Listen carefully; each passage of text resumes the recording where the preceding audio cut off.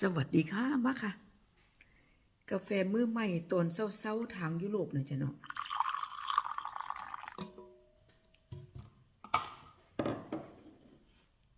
อากาศดีค่ะแดดออกแดดกำลังออกอุ่นๆโอ้ยเมืองพี่นกบินว่อนเลย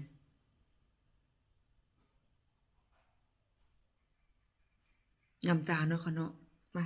คือเพื่อนๆมีแต่ความโชคดีมื้อใหม่วันใหม่วันสดชื่นสดใสจ้ามากินกาแฟกับไอ้ตุ๊กตาพาฝันยุโรปตอนเช้าๆเด้อจะเด้อมาเด้อกาแฟหอมๆอุ่นๆค่ะกาแฟดำค่ะ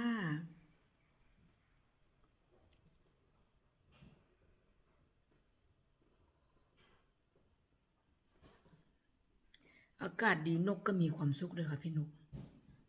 บินว่อนเลยเนี่ย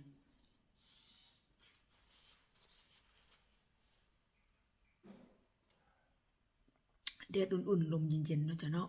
สดชื่นสดใส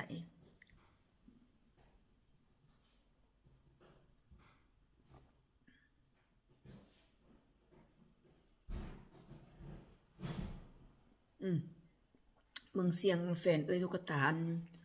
อยู่นำลงรถค้นอุปกรณ์เอาไปทำงานอยู่นำเหลือค่ะ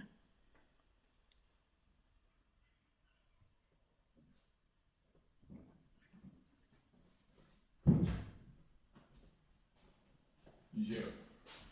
โอเค 1 Kilobyte.